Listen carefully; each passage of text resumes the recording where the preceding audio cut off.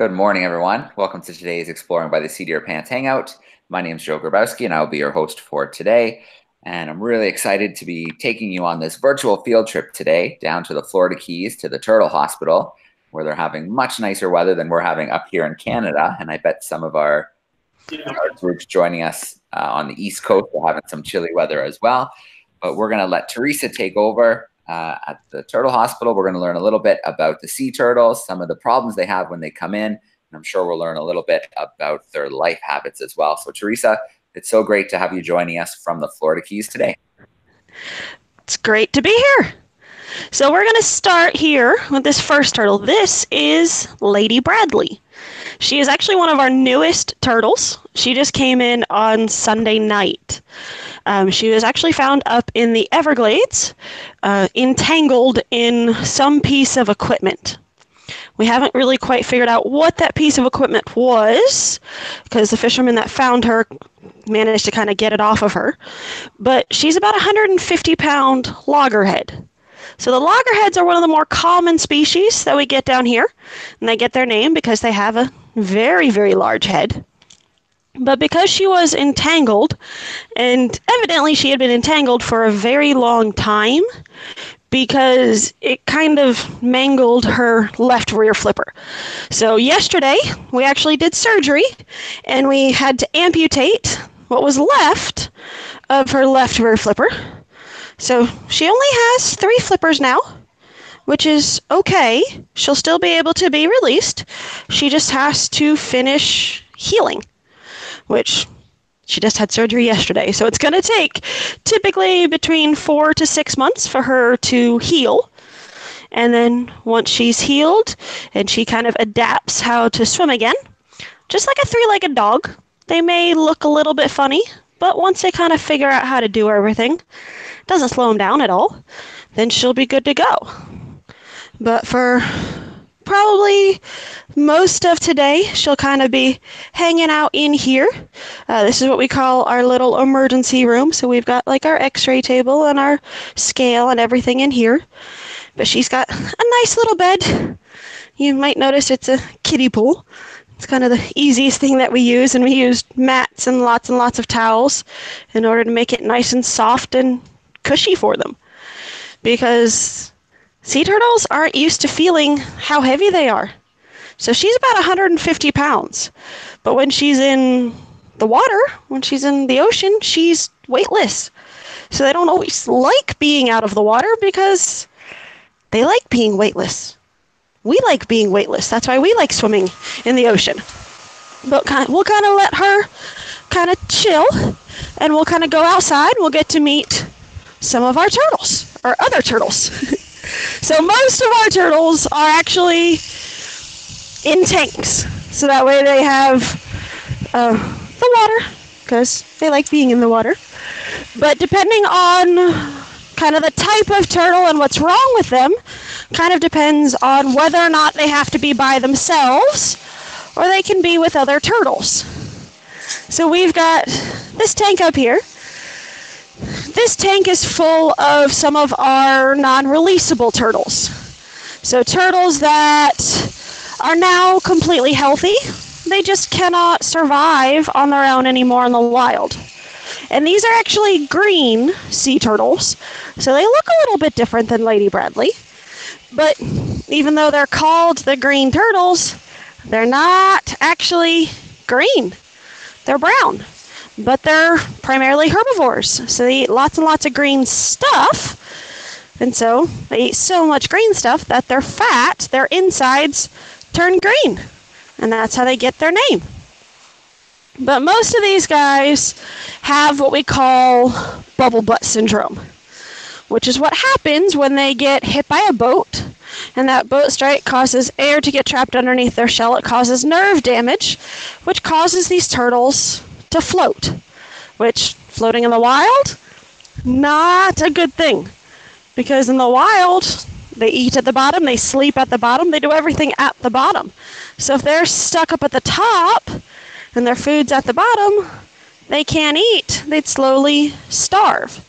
So you cannot release a floating turtle. But while they're here, even if they do float, we can make sure that we feed them up at the top. It's not the end of the world. But to kind of help them out while they're here, we attach lead weight to the outside of their shell. That's what those kind of grayish ovals and circles are, attached to their butts. So that way, when they want to, they can go down to the bottom and go to sleep. But eventually, those weights fall off. So then they're back to floating. So even with the weights, they still cannot be released. So like our big turtle here, this is Bowie. She is our largest turtle. She's about 310 pounds. And so she doesn't currently have any weights on. Whereas the original Bubble Butt, who's currently going underneath Bowie, there he is. That's the original Bubble Butt. He is our longest resident. He has been here since 1989. So he's kind of the one that started it all, because he was found floating, kind of butt up. So we named him Bubble Butt, because why not? So once we started seeing other turtles with kind of the same problem, then it became Bubble Butt syndrome. Because when you're the first, it gets named after you. So now Bubble Butt is famous. But Bubble Butt's kind of the most common reason why these turtles need to stay. We do have one turtle that is blind, and then we also have one turtle who kind of has had everything other than Bubble Butt. Because sometimes when these turtles come in, it's not just one problem we need to fix. Sometimes it's multiple.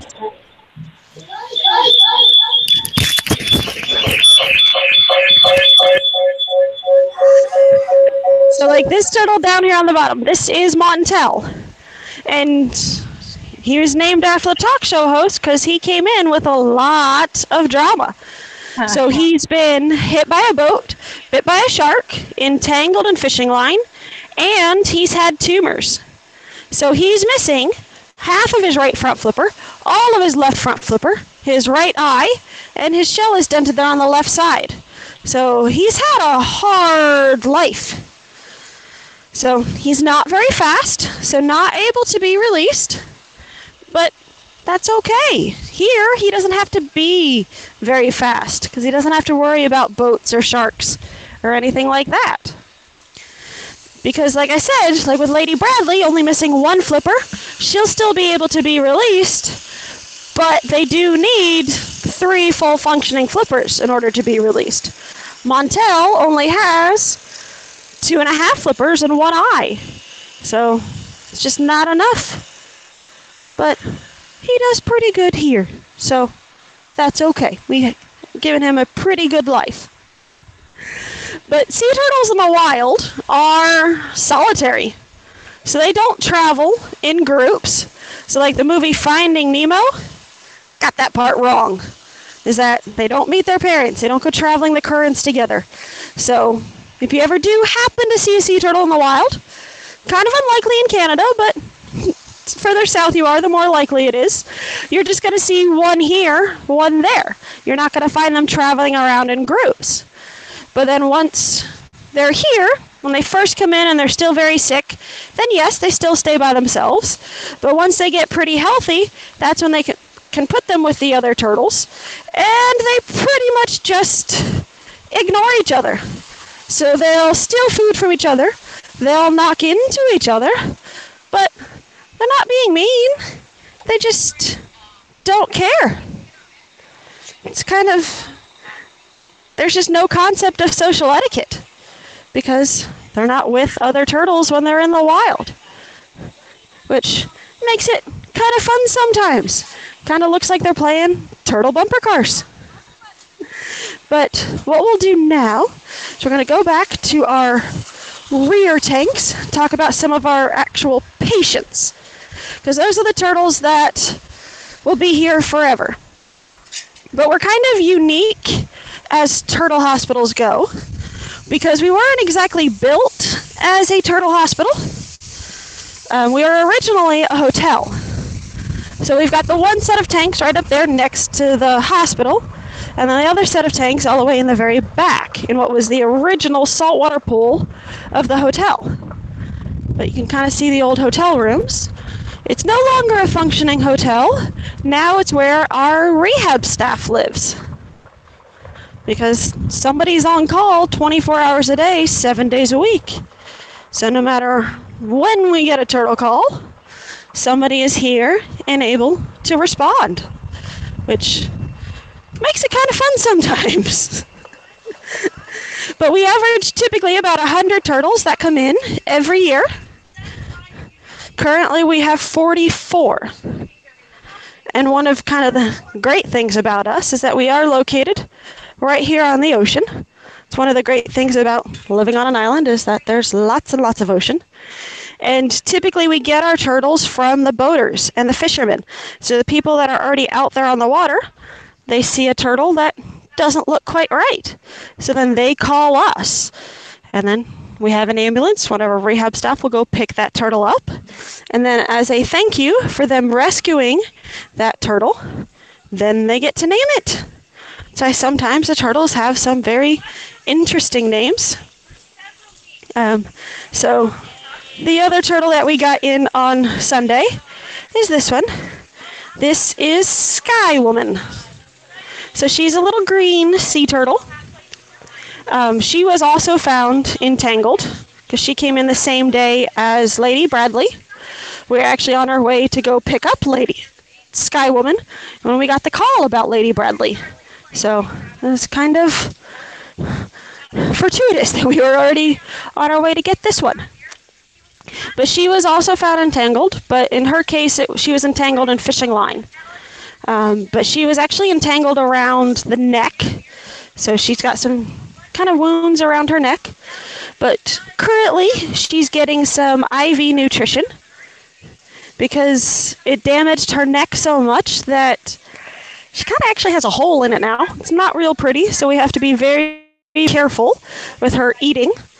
But we still want her to get nutrition because she needs to be able to eat in order to get better. So we kind of bypass her stomach and just give her IV nutrition. So she just kind of gets the shot.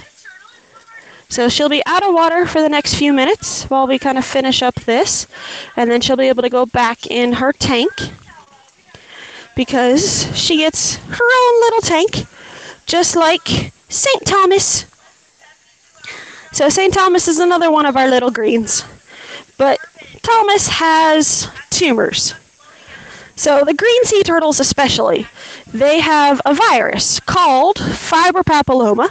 We call it FP for short, and it causes tumors to grow on the soft tissues.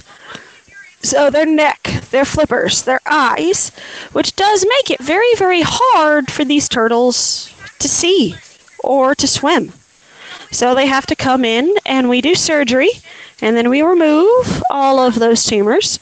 And then once they're tumor free for a while, make sure that those tumors aren't going to come back and that they're completely healthy, then these turtles get to be released. But St. Thomas has only been here for just a few weeks, so haven't really been able to do a lot of surgery yet. So he still has all those little growths all over his neck and all over his flippers. So he'll get there. He just needs time. Because what we'll typically do is just do one surgery, let them recuperate for a few weeks, and then we do surgery again. So we just tend to break it up. But then once they do get tumor-free, they're going to kind of be like Daly. But Daly's just kind of hanging out down there at the bottom, probably thinking about taking a nap. But he's got a little toy.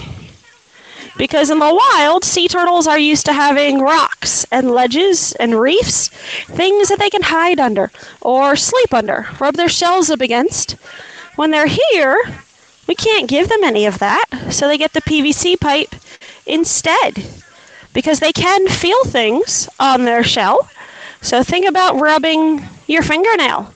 How you can feel that? Well, that's what these turtles feel. But Daly's kind of in that in-between stage. He's just had surgery. We got the last of his tumors off, But we're still keeping a close eye on him, making sure that he's healing properly, making sure that those tumors aren't going to come back. Because sometimes they do, but that's okay. And then we're going to go to our smallest little turtles. So we don't have any babies left because it's no longer nesting season. Nesting season is May through October. So during nesting season is when we'll get the little itty bitty babies. But we've got Poseidon here. He's about a year-old loggerhead. So when he grows up, he'll look like Lady Bradley, that first turtle we saw. But he's only a year old, so he's a little bit smaller now. But he's what we call our Head Start program. So we got him last summer as a hatchling, because we get the babies when they don't make it to the ocean by themselves. So sometimes they'll get stuck at the bottom of their nest, or they'll get distracted by light and they walk towards land instead of towards the water. So when that happens, they're not sick, they're just weak, and we typically just keep them for about a month or so till they build their strength back up, and then we can let them go once they're nice and strong again. But when we can, we'll keep one or two of them, kind of as what we call our Head Start program. So that we will keep them for about 2 years, give them a chance to get a lot bigger, a lot healthier, a lot stronger, so that way when they do get released, they'll have a much better chance of survival. Because when they're first born, they're only about 2 to 3 inches long, so they're pretty small. And even Poseidon, he's a year old, but he's still only about 6 pounds, so he's still pretty small, but he is adorable. They're all adorable. But the cool thing about them when they're at this age is that when they're this small, because they are kind of bite-size and kind of easily eaten by birds, fish, sharks, kind of everything, they need an extra way to protect themselves. So what they do is they get spiky. So he's got spikes all down the middle of his back and all down all along his butt. And that's protection. Because if it looks like he's spiky and it's going to hurt to eat him, you're not going to want to eat him. You'd be like you trying to bite into a pineapple. You don't need to do it to know that it would hurt. And then once he grows up, then his size becomes a deterrent. He pretty much becomes too big to eat, so then those spikes disappear. But for this point, he's still pretty small, so a little bit bigger than my hand. So he still needs all the help he can get. At least until he gets big enough, then he becomes a little bit safer. Okay, we want to do some questions? Absolutely. Well, Teresa, thank you so much for showing us around some of the turtle hospitals. There's never a dull moment. Looks like things are always happening. Of course. All right, let's hang out with our first classroom. Let's go to Virginia Beach in Virginia. Mrs. Presley has some grade 1s and grade 3s with her. Let me turn their microphone on. How are we doing in Virginia? Okay. Hey, we're great. You guys say hi. Hi. All right, come on up. So we'll look into the camera. Introduce yourself. My name is Zoe. Can you hear Zoe? A little bit louder, Zoe. My name is Zoe. Okay. Better. How do turtles know where they're going? And how do you know when they're a girl or a boy? Something. Well, sea turtles kind of stay anywhere that it's warm. So the only time sea turtles ever have to be somewhere is when it's time for them to kind of go back and lay their own eggs. They return to the same beach they were hatched from to do that. So they kind of have built-in GPS. That's how they know where to go back to, which is kind of amazing. But especially this time of year when it's a little bit colder everywhere else and yet still pretty warm down here, we get a few more turtles than normal. But then how to tell whether a turtle is a boy or a girl kind of depends on the turtle's age. So when they're younger, like Poseidon, he's too little. We don't know if Poseidon's a boy or a girl. There's really no way of knowing. It's only once they get to be adulthood. So about 20 to 30 years old. So just a little bit bigger than Lady Bradley, the first turtle we saw. Then if they're a boy, they get a very long tail. They get to be up to about 13 inches in length. Whereas if they're a girl, the tail stays really short, doesn't go past the end of their shell. So we actually end up sometimes with turtles with the wrong names. So like we have a George, who's a girl, and an April, who's a boy. But luckily, the turtles, they don't care what their names are. The names are really just for us. All right, great questions to start us off. We are going to visit Evelyn. Evelyn is joining us from Redlands, California. How you doing, Evelyn? Good. How many turtles have you rescued and brought to the turtle hospital? Well, currently we have 44. So lately our average has been between 40 to 50 turtles at any one time. Every year we typically get in about 100. And we've been here since 1986.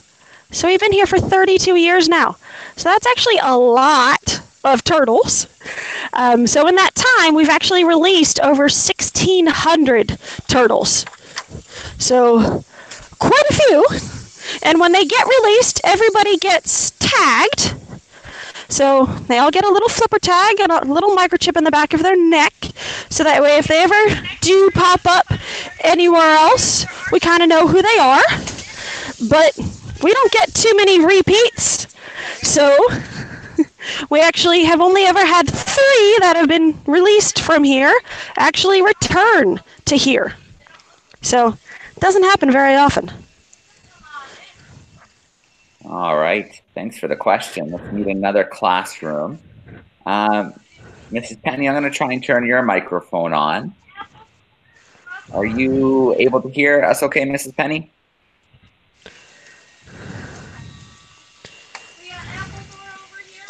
I can't control the microphone on my end, so if you're able to turn it on your end and unmute, then you can ask the question. There should be at the top, looks like a little microphone with a cross through it, and if you click on it, it should unmute. I hear you now.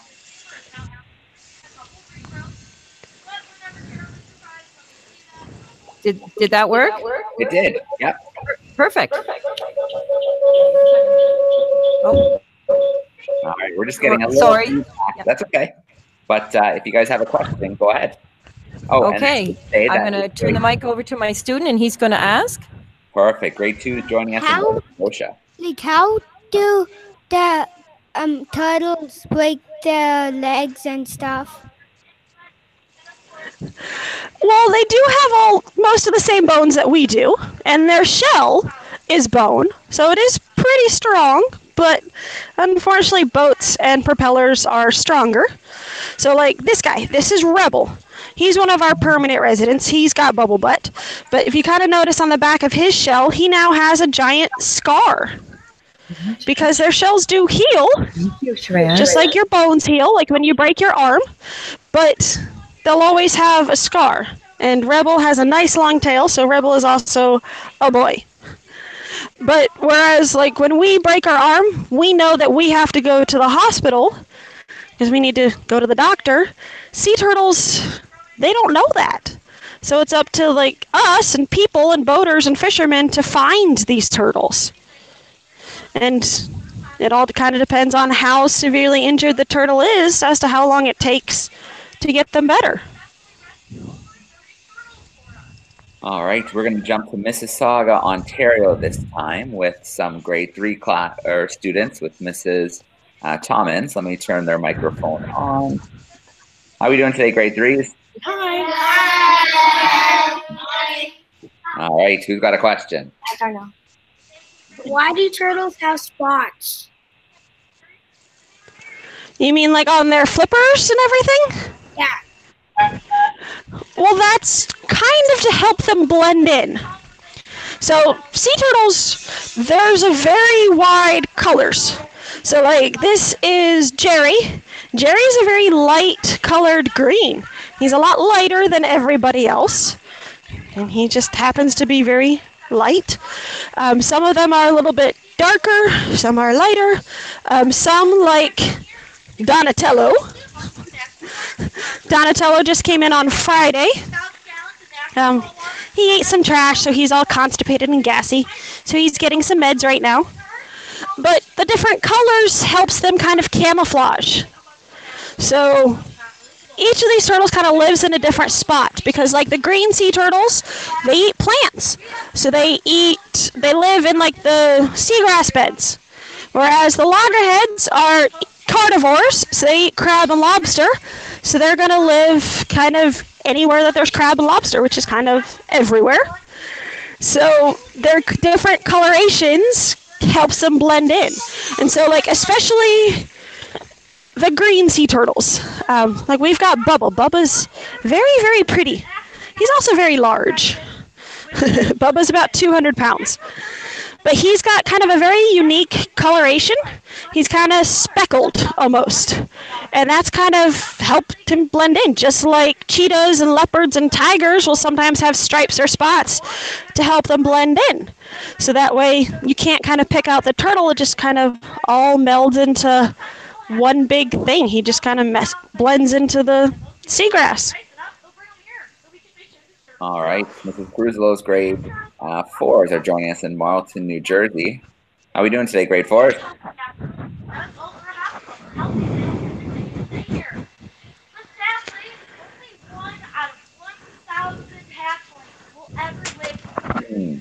Mrs. Cruzlow, your microphone's not cooperating. Can you try and unmute it on your end? Oh, there it's There they are. Hey, grade 4s.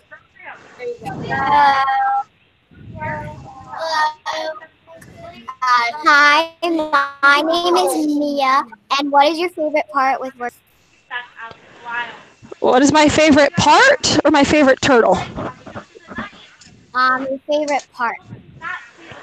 Well, working with turtles. Turtles are pretty awesome.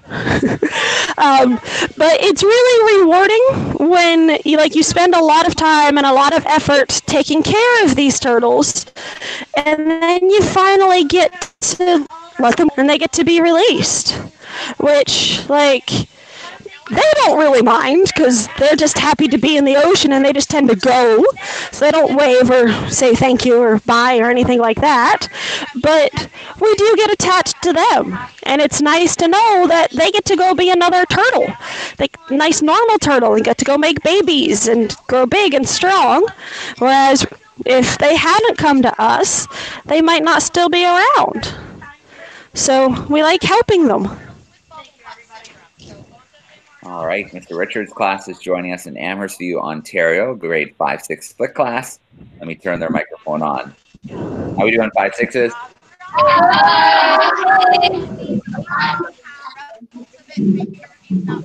All right, go ahead with your question. What's your favorite turtle? Can you say that one again? What's your favorite turtle? They're all my favorite turtle. You can't just pick one. So some of them are cool because they're huge. Like Bubba is 200 pounds. He's awesome. He does have his extra little problems though because he is huge and it takes a few extra people to take care of them. But they're all fun. Come on, Donatello? How often do we get a Ninja Turtle? We've got our very own Ninja Turtle here. Plus the little ones are cute because they're little. So they're all our favorites. All right, so it's not easy to pick one, but what about a species? Do you have a favorite species or do you like them all? I'm a little partial to these loggerheads just because when I got started, I knew I was going to go into marine science no matter what, but then kind of my first thing with turtles was sea turtle nesting. And so I started out, we got primarily loggerheads. So kind of my first envoy into the sea turtle world was baby loggerheads. So they always hold a very special place in my heart. But even the greens are really cool too, just because for the longest time I didn't get to see very many greens. All right, so we're going to Scranton, Pennsylvania. We have some grade 5s joining us with Mrs. LeShuck. And Mrs. LeChuck, your microphone's just off my screen, so if you can unmute it for me today, and then go ahead and ask a question. And you can kind of see what I was talking about. It's a lot of water. It's not a big deal. He's got a little pad underneath of him, and he just has to be out of the water long enough to get these fluids. I think we could hear you. Try asking a question. Needle out and get his water filled back up. Okay, what was the question again? I think it got muted again. Can you try and click the microphone again for us, Mrs. LeChuck? How big was the largest turtle you've had at the hospital? Say the beginning part again. How large was the largest turtle you've ever had at the hospital?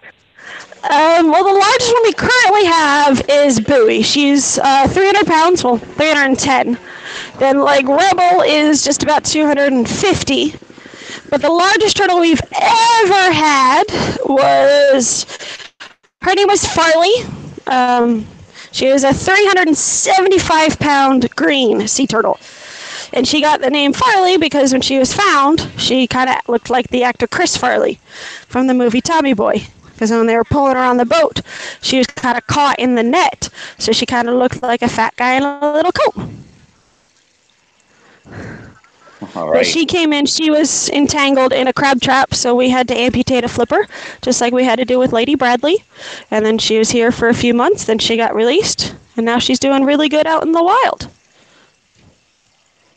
Okay, well, we're going to open things up now. If any classrooms have another question, give me a wave at the camera, and that'll be my cue to come back and visit your group. Let's start off with Mrs. Presley's group, for grade 1 and 3.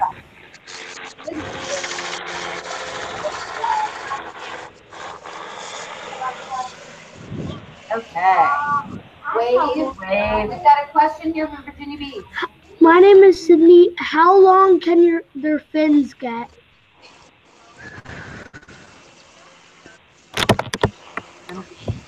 Did you catch that? Teresa, that was how long can their fins get? Oh, they get pretty long. It kind of all depends on the size of the turtle, because sea turtles will never stop growing. So the older the turtle, the larger they are. And that's really the only way that you can guesstimate their age, is based off of their size. So the larger the turtle, the older they are. An average lifespan is about 70 to 100 years. So like these loggerheads will eventually get to be about 400 pounds. Like the green sea turtles will get to be like 500 pounds. So even as big as some of these guys are, they're still going to get bigger. But the largest turtle in the entire world is the leatherback. So they get to be up to about 2,000 pounds. So they typically can be like 8, sometimes 10 feet long, which means that their flipper span, so flipper tip to flipper tip, is that same length. They can be sometimes 8, 10 feet wide. So very, very long sometimes. All right, well, give me a wave. Where should we go next? All right, let's go. If Mrs. Penny wants to turn the microphone on for me, we'll get another question from our grade 2s in Nova Scotia.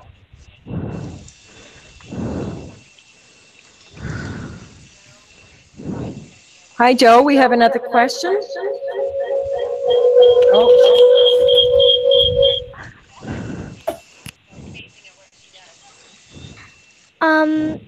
How many green spots do they usually have? Well, that kind of depends on the individual turtle. But like their shells, like the scutes, so the sections of their shells, that does kind of vary depending on their species. So like the green sea turtles. So like this little guy, this is Appledore. Appledore's a very, very pretty turtle. So he's got a very pretty pattern. And like the patterns on their shell are unique. So some of them are kind of just brown. Some look like they have sunburst patterns or starburst patterns. Some look kind of speckled. And some are just very, very pretty. So number kind of varies depending on each individual turtle. Just like how no two humans look exactly the same, or at least unless you're identical twins, of course. Kind of the same thing with the turtles. They're always going to be slightly different and slightly different colors. All right, Mr. Richards' class, if you guys have another question, your microphone's on. Do you have any snapping turtles in the turtle hospital? Nope. We only deal with sea turtles. So snapping turtles are freshwater turtles. And one of the great things about the Keys is that we've got lots and lots of ocean, but no ponds, no rivers, no lakes, so not a whole lot of freshwater. So we're not going to have any of the freshwater turtles. So we're kind of the opposite of most of the rest of the country. Lots of other places have lots of freshwater, but no saltwater. All right, let's visit Evelyn in California. Your microphone's on. Evelyn. How do you get the money for the turtles? Well, we are open to the public. So if you ever find yourself in the Florida Keys, you're more than welcome to come down and say hi to these guys in person. And that's how we get most of our funding, because we are a nonprofit. So everything that is spent here stays here. So we have like all of our admissions, we do adoptions, memberships, donations. We even have a gift shop. And then we also have an online store. So you're more than welcome to go on there. And even if you want more information about the turtles, or if you want to kind of keep track of some of the turtles that you've seen today, you can always go to our website. It's turtlehospital.org. All right, let's go to Mississauga one more time and turn on the microphone for our grade 3s. Does anyone have? Oh, go ahead. Come. Go ahead. Quickly say it. How can turtles hide from sharks? Well, they can't pull their heads and their flippers inside their shell like a box turtle can. So their heads and their flippers are always out. So one of the ways that they can hide is by hiding under other things. So in the wild, that's like under the reefs and under rocks. That's why we give them the PVC pipe while they're here. But the other thing that they really do is, one, they can do bursts of speed up to about 30 miles an hour. So they can be fast when they want to be. But the other thing is that they'll also twist and they'll turn. So they'll keep their backs or their bellies to the sharks because it's a lot harder for the shark to bite them. So think about trying to pinch your hand. You can pinch the side of your hand very easily, but you try to pinch the palm of your hand, it's a lot more difficult. So that's kind of what the turtles will do. They'll just make it a lot harder for the turtle to get them. All right, and Mrs. Cruzlow in New Jersey, do you mind turning your microphone on for another question? Then we'll visit our class in Scranton one more time.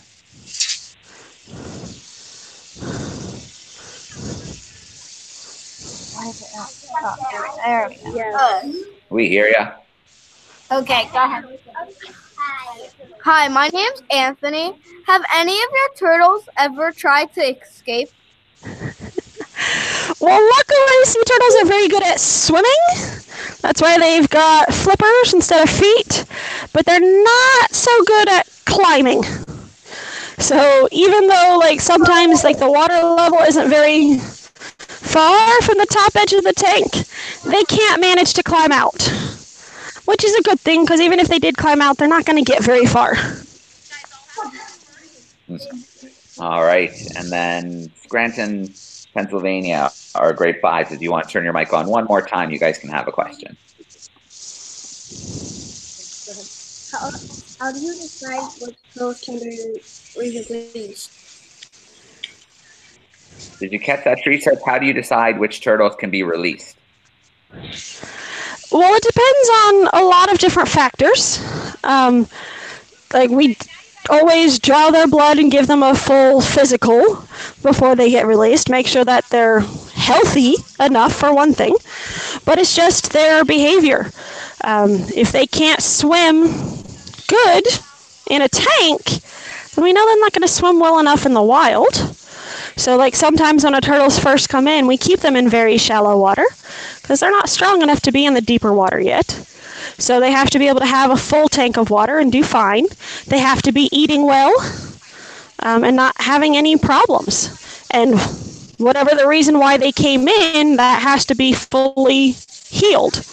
So whether that's because they came in with tumors, they have to be tumor-free and have to build up that immunity to that virus, or turtles like Lady Bradley came in with that entanglement, we had to amputate that flipper. So that surgery wound has to be completely healed, so completely closed, all new tissue and good. And she has to be able to swim, because she's a loggerhead. We'll kind of test her out. We'll give her a live crab or a live lobster. Because if she can't catch a crab in a tank, she can't catch a crab in the ocean. So that'll kind of be her final test. All right. Well, Teresa, as per usual, thank you so much for taking the time to tour us around. It was really neat to see a couple different spots today, to see some of the resident turtles, and then to see Lady Bradley. Was it Lady Bradley? Lady Bradley, yes. Lady Bradley. All right. Very unique name, but you guys do such incredible work. You've really made such a difference for sea turtle species, and especially since I believe all 7 species are threatened right now. Is that correct? Yes. All right. So the work you're doing is so important. So again, thank you so much for sharing that with us today. And then classrooms, I know it is possible, if you do want to help out a little bit more, that you can adopt a turtle at the Turtle Hospital. Is that true, Teresa? Yeah. We could do all sorts of fun stuff. All right. Well, you can head to the website and dig a little deeper if you want to help out a little bit more as a classroom. But again, Teresa, it was a lot of fun hanging out today. Boys and girls, thank you for the great questions and spending your morning with us. And the last thing we'll do today is turn all the microphones on so the classrooms can get a little bit loud and say goodbye and thank you. So here we go. Nice and loud so the turtles can hear you if you guys want to say goodbye and thank you.